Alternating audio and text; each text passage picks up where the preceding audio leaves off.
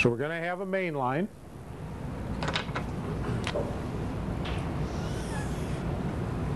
And we'll make this a little more simplistic.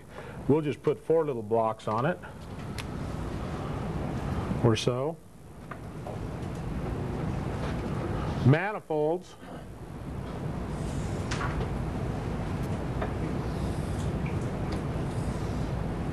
Each of those manifolds gets valved.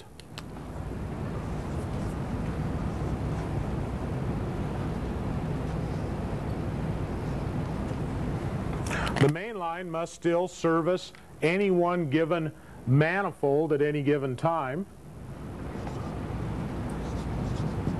So is the reason for the manifold just to enable you to turn on different blocks at different times? To run an entire block at a time, yeah. And so it's, some people call them sub-mains, but the term generally in the trade is manifold, yeah.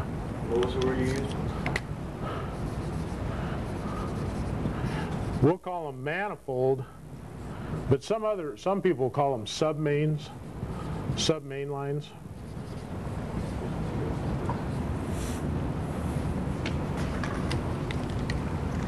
Then we got the valves to operate them.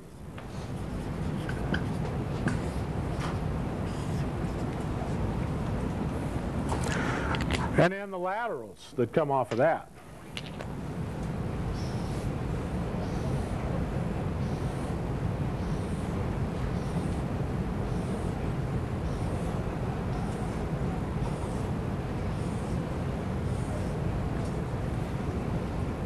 Square that field up nicely.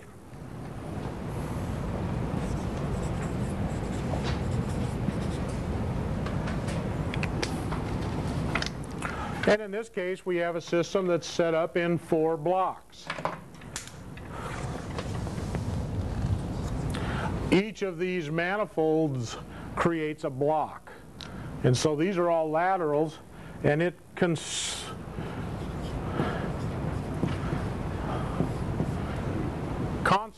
one block, just like we talked about in solid set. So a little lingo in the biz here. So in this case, you know, we turn on this valve. When this valve turns on, this whole manifold has flow to it, and it's feeding that whole group of laterals in that entire block. So that whole piece of the field waters simultaneously.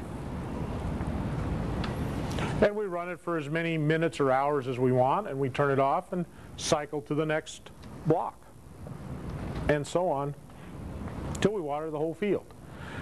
Not uncommon to see drip in 4 blocks. Water 12 hours, 12 hours, 12 hours, 12 hours, we're back in a 2-day cycle. Just make a 2-day cycle out of it. Because in drip, we need to have a little bit of time for the ground to dry out. We just don't want to run it 100% of the time. Certain crops can handle that. If you're watering hydrophytes, plants that really like water and can live in a totally watered and wet environment, then you could run them non-stop. You know, these cottonwoods would probably survive that way, because cottonwoods trees are hydrophytes. But most plants are going to develop some kind of crown rot or other disease if you keep the plant wet all the time. Might even drown it. And so we have to have time for that ground to breathe a little. We need to get air into those pore spaces, not just keep them saturated with water all the time. So we have to have some time that system's off for that soil to breathe, and air to get into those root zones in that area where it's constantly wet. So we need to have a few blocks to be able to cycle. Now, we don't get the environmental controls out of drip because we're not putting any water into the air, so we can't get freezing or cooling effects out of true drip. Now, if we're using microsystems, micro sprays, micro spinners, which some people call drip, then yeah, then you can get that environmental control, but not with the true drip.